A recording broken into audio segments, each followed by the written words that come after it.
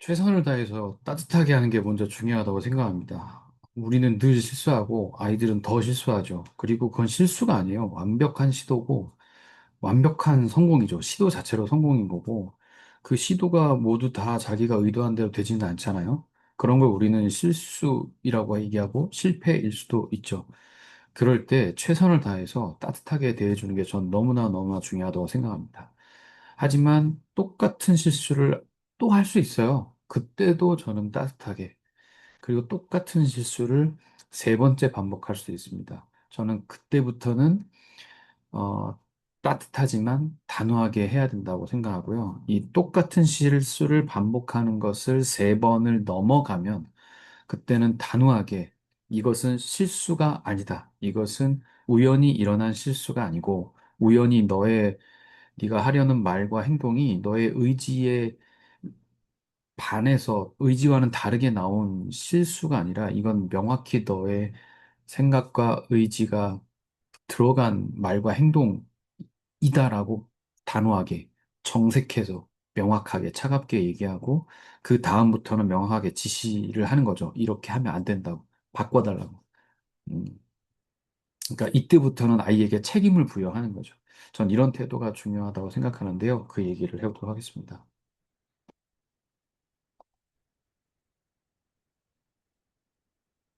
3살부터 습관 만들기.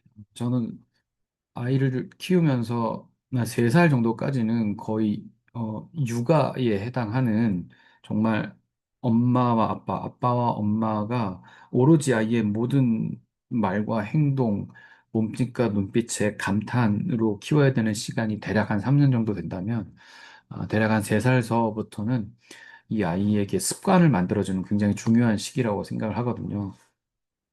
감탄이라는 거니까 일종의 신뢰를 만들어가는 과정이죠. 아, 이 사람은 내가 뭘 하면, 뭘 시도하면, 어, 감탄해 주는구나. 내가 그렇게 대단하구나. 내가 정말 뛰어나구나. 난 뭐든 해낼 수 있구나. 뭐든 해도 되는구나. 라는 그런, 이 사람 앞이라면 난 뭐든 해낼 수 있을 것 같구나. 라는 그런 신뢰를 만들어주는 시간이 저는 3년이라고 생각을 하고, 또 그게 저는 삶에서 굉장히 중요한 자산이라고 생각하거든요.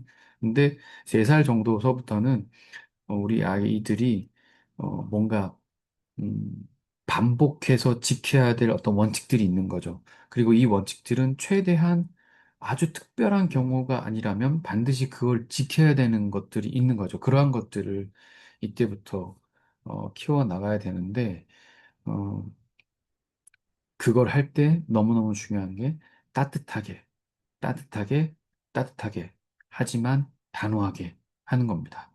3살부터 이 감각을 좀 키워온 아이들이 나중에도 멋진 어른으로 성장하는 것이 아닌가 저는 그렇게 생각하는데요. 그 얘기를 좀 해보도록 하겠습니다.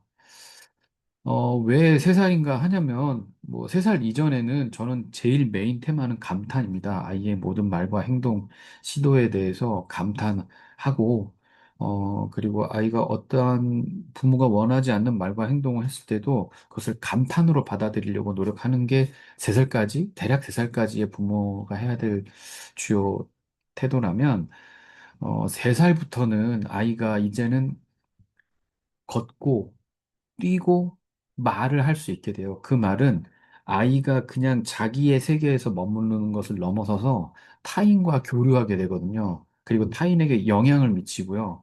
그런 의미에서 타인의 생각과 감정을 관찰하고 반응하고 그러면서 익히는 시기가 바로 저는 3살 정도부터 시작이 되는 것 같은데 그래서 너무너무 중요한 거죠. 타인과의 상호작용이 시작되는 거니까. 무엇보다도 아주 기본적으로 이때 아이들이 배워야 될 게 턴제거든요. 내가 한마디 했으면 상대방이 한마디 할 시간과 기회를 주고 그 말을 듣고 다시 한번 자기 얘기를 하는 거죠. 자기 얘기만 와다다다다다 쏟아붓는 거 말고요. 이제는 상대방의 이야기를 들으면서 자신의 이야기를 교대로 할 수 있는 능력 그런 것들이 발현되는 게 대략 이 3살쯤인데 물론 이거의 근원은 태어나면서부터 당연히 시작되는 거지만 이렇게 말과 행동으로 이 턴제가 눈에 보이게 드러나는 게 저는 3살쯤이라고 생각을 하거든요. 그래서 이때는 감탄이 일단 기본으로 깔려 있고요. 그 감탄 위에 이제 아이와 대화를 하면서 설득을 하고 따뜻하게 설득을 하고 더 따뜻하게 설득을 하고 그러다가 그 설득이 안 되면 단호하게 지시를 하고 어, 규칙을 말해주고 원칙을 말해주고 엄하게 혼내는 거죠. 그러한 과정이 한 사이클 돌고 나서 아이가 다시 그 행동을 할 수 있는 상황이 왔을 때, 그걸 이제 안 할 때, 그리고 그 엄마 아빠의 원칙을 받아들였을 때, 또 감탄. 와, 정말 우리 아이가 또 이렇게 컸구나. 정말 훌륭하다, 대단하다. 이 감탄으로 다시 돌아가는 이 사이클이 전 3살 때 시작되었다고 생각합니다. 이때 우리가 꼭 알아둬야 될, 아빠, 엄마가 꼭 알아둬야 될, 습관이 두 가지 영역이 있는데요. 하나는 행동 습관이 있고요. 하나는 감정 습관이 있는데, 저는 이 두 가지가 같이 가야 된다고 생각을 합니다. 그러니까, 행동만 반복하게 하면 아이가 거기에 감정을 못 붙이잖아요. 그러면 이게 그렇게 좋지는 않은 것 같아요. 왜냐하면 여기에서 다른 어떤 감정적인 말과 행동이 생기면 그냥 이건 깨져 버리거든요. 혹은 순간적인 감정에만 이걸 의지하면 결국 그게 몸으로 자리 잡지 않거든요. 그래서 저는 행동을 반복하게 하면서 그 행동과 함께 감정을 반복하게 만들어주는 게 결국 진짜 습관을 만드는 거라고 생각하거든요. 거기에다가 가능하다면 즐거운 습관이 되는 거죠. 그래서 이거를 3살부터 6살 한 대략 한 3년 정도까지는 엄마와 아빠, 그리고 아빠와 엄마가 서로 상의해서 어떤 습관이 우리 아이에게 정말 꼭 필요하고 중요한가를 의논해서 꾸준하게 이 습관을 단련시키는 것, 음, 행동과 감정을 동시에 하는 것, 그것이 저는 굉장히 중요하다고 생각합니다. 거기에서, 과정에서 꼭 중요한 것은 어, 3번의 기회를 주는 거예요. 우리는 누구나 실수를 할 수 있잖아요. 어른도 실수를 할 수 있죠. 애들은 당연히 더 실수를 할 수 있는 거고요. 그리고 어떤 면에서 실수는 꼭 필요하고요. 실수를 통해서 배우는 것이기도 하고요. 그런데 이런 경우가 있죠. 음, 다른 사람의 마음을 아프게 하는 말과 행동이 있잖아요. 그런 걸 할 수 있어요. 그러면, 이제 하지 말아야죠. 근데 또 할 수 있어요. 그럴 수 있죠. 근데 다음도 또 하지 말아야 되잖아요. 근데 또 할 수 있어요. 그럴 수 있죠. 근데 거기까지인 거죠. 제가 감당할 수 있고, 제가 아이에게 가르쳐 주고 싶은 메시지는 똑같은 실수를 3번 정도까지는 글쎄, 양보해서 가능할지 모르겠다. 근데 3번을 넘어가면서부터는 그건 실수가 아니다. 그거는 명확히 너의 의도가 있는 것이다. 그때부터는 너가 책임을 져야 된다. 실수에는 책임이 없잖아요. 왜냐하면 그거는 내 의지나 내 선택으로 된 게 아니라고 가정해 주는 거니까. 하지만 똑같은 실수를 3번 이상 반복한다는 건 거기에 대해서는 책임을 져야 되는 거죠. 그러니까 저는 아이에게 책임을 명확하게, 엄정하게, 엄격하게, 엄하게 가르쳐야 될 순간은 바로 똑같은 실수를 3번 반복한 그때부터 시작돼야 된다고 생각을 하거든요. 그래서 그 3번 전까지는 몰랐으니까 가르쳐 주고, 그리고 반복해야 되니까, 익혀야 되니까 다시 배우게 하고, 그리고 3번째부터는 그 책임에 대해서 얘기를 하고, 만약에 4번째부터는 아주 엄하게, 단호하게 대응해야 된다는 거죠. 그래서 이때부터는 좀 톤이 바뀌어야 된다고 생각을 합니다. 따뜻함에서 단호함으로. 근데 전 이 둘 다 필요하다고 생각하거든요. 그리고 이제 따뜻하게 넘어가는 거는 사실 어떤 면에서는 더 편할 수 있어요. 근데 정말 어려운 거는 단호하게 혼내는 게 어렵거든요. 근데 그때 저는 두 가지를 기억했으면 좋겠는데, 표현은 가능한 한 차갑게, 그러니까 흥분하지 말자는 겁니다. 그리고 저는 아빠나 엄마가 내가 화를 내야 되는 상황이다. 그리고 이 상황에서는 화를 내는 게 맞고, 화를 내는 게 우리 아이에게 도움이 된다는 그런 확신이 있다면, 화를 아주 차갑게 낼 수 있다고 생각해요. 그러니까 차갑다는 게 냉정하게 대한다는 게 아니라, 언어 선택을 아주 정확하게 할 수 있다는 거죠.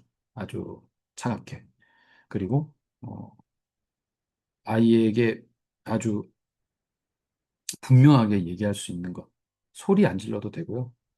내가 감정이 통제가 된다면. 대신 뜨겁게 가져가야 될 것은 내 진심인 거죠. 아이의 눈을 보면서 내 목소리에 진심을 담아서 내 눈빛에 진심을 담아서 너 이렇게 말하면, 이렇게 행동하면 안 돼.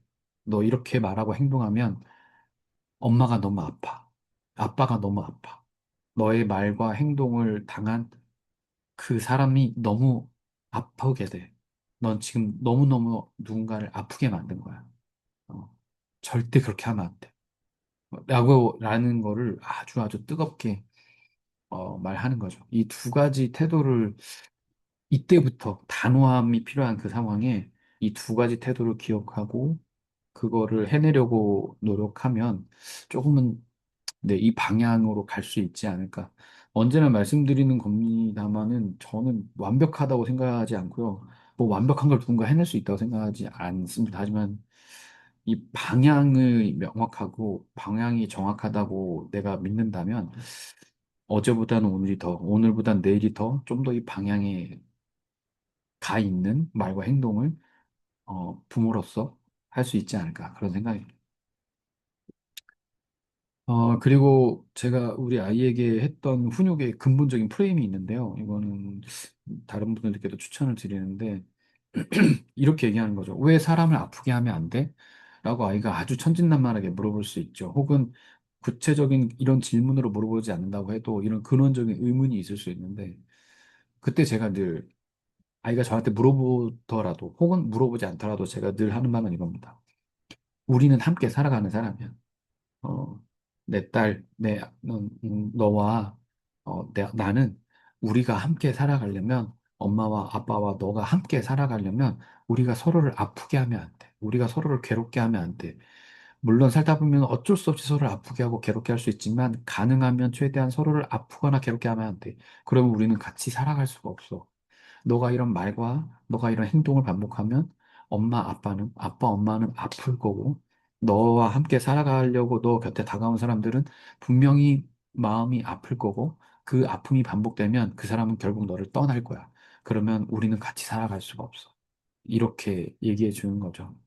그리고 이러한 대화를 마치고 나면 저는 늘 아이를 꼭 안아줬습니다.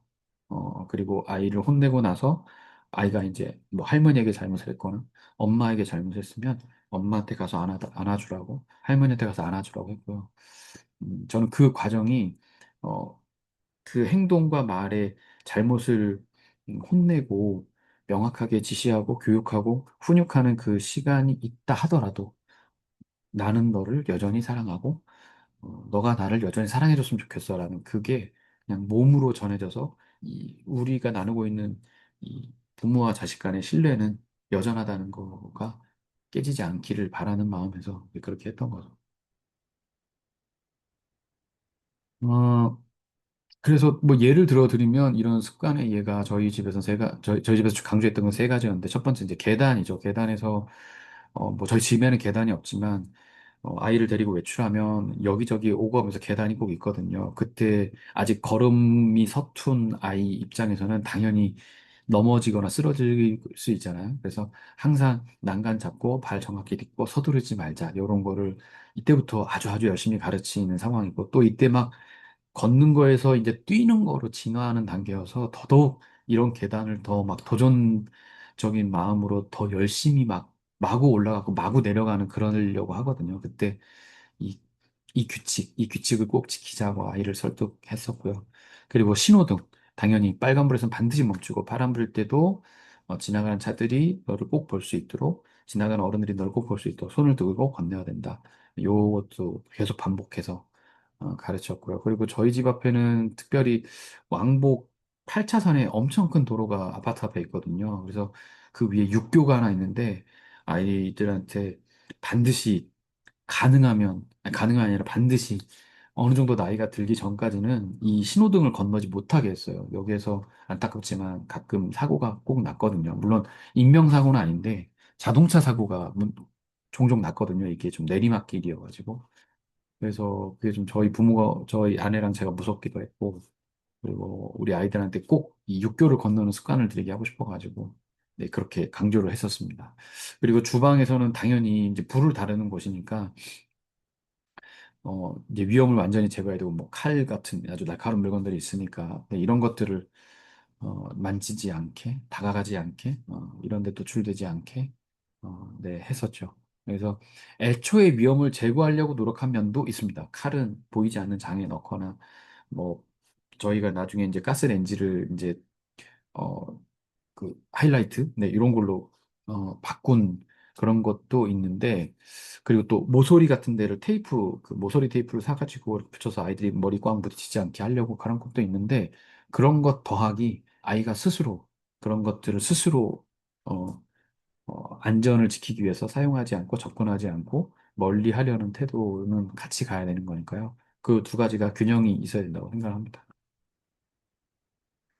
어, 그 밖에 생활 습관들이 또 있었죠, 당연히. 잠자리는 저희는 밤 10시 정도에 자게 했거든요. 근데 이제 10시에 땡 자자가 아니라, 저는 9시 반쯤 이제 자러 가자 해서, 아이들과 이런저런 뭐 얘기도 하고 책도 읽고 이런 걸 하다가 이제 10시부터는 자자 하고, 결국 아이들이 잠드는 건 대략 한 10시 반? 이 정도였던 것 같고요. 그리고 뭐 우리가 살면서 여러 가지 이런저런 이벤트들이 있잖아요. 뭐 어느 이제 가족들이 친척분들이 찾아오거나 아니면 뭐 그날 무슨 휴일이어서 뭐 조촐한 파티를 했다거나 뭐 이런 흥겨운 자리가 생기면 당연히 이제 취침 시간이 늦어질 수 있는데 그렇게 된다 하더라도 아무리 그래도 11시 전에는 잘 수 있게 자도록 그렇게 좀 하려고 애를 썼습니다. 물론 그러지 못한 친구도 있지만 대부분은 10시에서 10시 반, 특별한 날에는 10시 반에서 11시, 정말 정말 정말 뭐 무슨 일이 있는 그런 경우는 12시. 아무튼 12시는 넘기지 않으려고 최대한 그렇게 애를 썼고요. 양치. 저희 아이들도 양치를 굉장히 처음에는 힘들어하고 싫어했는데, 저희 아내랑 제가 애들이 좋아했던 크롱, 저희 때 이제 뽀로로가 아이들이 너무너무 좋아했던 때여서, 그 크롱으로 이제 양치를 하는 노래를 부르면서 이렇게 하는 거 이제 했습니다. 그러니까 행동과 감정이 같이 가야지 이게 오래 간다는 걸 저희가 너무너무 처음에 그렇게 배운 게 있어가지고 그렇게 해서 너무 좋았고요. 그리고 세 번째는 아이들이 아침에 짜증을 내는 경우가 있어요. 특히나 저희 둘째 아들이 아침에 좀 잠을 잘 못 자는 편이었거든요. 잠자는 걸 좀 많이 힘들어하는 딸보다는 아들이 그런 편이었고 그래서 그러니까 당연히 아침에 일어났을 때 짜증을 내는 경우가 많았는데 그때 제 아내랑 제가 대화를 통해서 결론을 내린 건 짜증이란 감정이 올라오는 것 자체를 막을 수는 없는데 이제 저희 아내랑 제가 좀 제 아들한테 더 요구했던 건 뭐냐면 짜증이라고 얘기하지 말고 그냥 소리를 지르거나 이러지 말고 힘들다고 이런 게 힘들다. 이런 게 불편하다. 예를 들면 몸에 어디가 힘들고 어디가 불편하다고 말해줬으면 했고요. 그리고 정확하게 말을 하는데 친절하게 말해주길 바랬어요. 그러니까 아프면 친절하기 어려울 수 있죠. 하지만 아프다고 해서 마음껏 주변 사람들을 아프게 할 이유는 없거든요. 어, 저는 그렇다고 생각합니다. 더더군다나 내 곁에 있는 사람들이 내 아픔을 돌봐줄 사람이고, 내 아픔을 이해해줄 사람들인데, 이 사람들한테 짜증을 낼 어떠한 권리도 없고, 어떠한 이유도 없고, 없어요. 그거는 어찌 보면 되게 바보 같은 짓이죠. 내 아픔을 해결해줄 수 있는 사람들을 아프게 만드는 건. 그래서 저는 가능하면, 네, 친절하게 자신의 불편함과, 힘듦을 정확하게 얘기해 달라고 부탁을 했습니다. 물론 당연히 아기니까, 어린아이니까, 이렇게 단번에 되는 건 당연히 아닌데, 이제 반복적으로 얘기를 했던 거죠. 그리고 배변 훈련 같은 경우도 저희 아이들도 배변 훈련을 거의 1년, 2년에 걸쳐서 했는데, 가능하면 즐겁게, 명랑하게 했고요. 아이들이 해내는 것들에 대해서 감탄하면서 했고, 저희는, 첫째 아이는 그냥 배변기 없이 그냥 바로 어른들 쓰는 양변기에다가 아기용 조그만한 그걸 놓고 했었고, 그 다음에 그거 하다가 잘 안 돼가지고 따로 또 조그만한 아기용 변기를 사가지고 했었는데, 그건 그렇게 오래 쓰진 않았고요. 어, 다시 또 어른용으로 이렇게 해서 이렇게 조그만한 계단 놓고 그 위에 올라가서 이렇게 놓게 했는데, 아무튼 이 과정도 이렇게 막 아이가 물론 되게 힘들어하고 또 저희 딸은 변비가 있어가지고 되게 더 힘들어하기도 했었는데, 가능하면 명랑하게 즐겁게 감탄하면서. 그러니까 배변이라는 게 아주 음, 뭐 즐거운 활동이죠. 요거 하고 나면 너무 후련하니까. 그 즐겁고 명랑하게 그걸 그런 감정으로 받아들이려고 노력했습니다. 애를 썼습니다. 근데 이런 반복들이 필요하다는 거죠. 그리고 저희 아내랑 제가 무엇보다도 너무너무 강조했던 거 두 가지가 있는데 하나는 바로 인사입니다. 인사는 사실 이거는 제가 저희 부모님한테 받은 유산이기도 한데 그런 말씀을 늘 하셨어요. 어디 가서 인사만 잘해도 굶진 않는다. 어, 그리고 제가 살아보니 정말 그렇더라고요. 그래서 저랑 뭐 별로 안면도 없고 그렇다 하더라도 오고 가며 얼굴을 마주할 수 있는 사람이라면 무조건 인사. 잘 모르는 사람이라도 무조건 인사. 어디 마트를 가건 편의점을 가건 무조건 인사. 무조건 인사를 하는 거죠. 그리고 또 하나 너무너무 중요한 게 이제 감사. 감사도 인사에 포함되긴 하지만 좀 더 또 다른 면에서 넓은 그 영역이 있는데 감사야말로 나의 행복을 위한 최고의 습관이라고 생각을 하거든요. 저는 행복이란 내가 만들어낸 결과 빼기 기대값이라고 생각을 하거든요.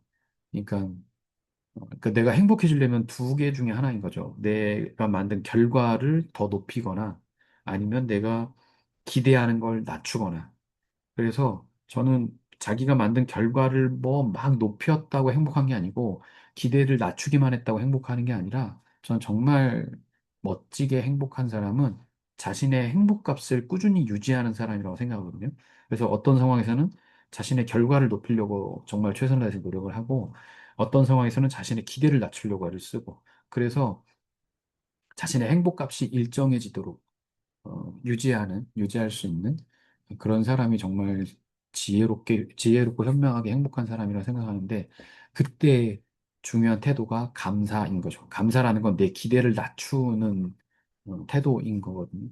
그래서, 음, 물론 나의 인간적인 존엄, 나의 인간적인 자존감까지 해치는 사람한테까지 감사할 일은 아니지만 또 살다 보면 때로 어떤 때는 그런 사람한테도 감사할 수 있겠더라고요.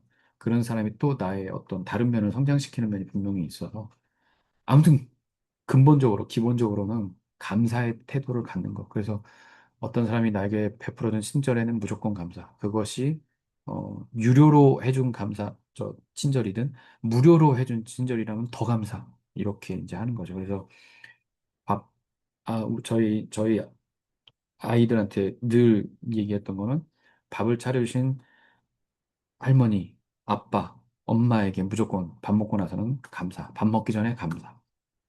누군가에게 선물을 받았으면 감사. 그 말 한마디만 해도 된다, 감사. 그리고 가능하다면 말 한마디보다 더 감사하다면 아주 작은 거라도 좋으니까 어, 어떤 물건으로 그리고 돈으로 감사를 표현했으면 좋겠다. 너무너무 고마운 친구가 있으면 500원짜리 아이스크림이라도 사서 그 친구한테 주면서 너무 고마워라고 말할 수 있는 거. 그게 너무너무 중요하다, 친구들은. 이 두 가지가 저희 아내랑 제가 아주 반복하면서 좀 저희 아이들이 몸으로, 감정으로 익혔으면 했던 거였습니다. 그래서 정리하자면 오늘 이야기의 핵심은 이겁니다. 이 태도, 이 두 가지의 태도가 한 3살 즈음부터 아이에게 명확하게 제시돼야 된다는 거죠. 실수를 했을 때 따뜻하게 대하는 거. 또 한 번 실수했을 때 따뜻하게 대하는 거. 또 한 번 실수했을 때 마지막으로 따뜻하게 대하는 거.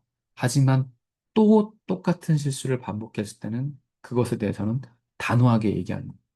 그리고 명확하게 지시하는 거. 그리고 엄격하고 엄하게 혼내는 거.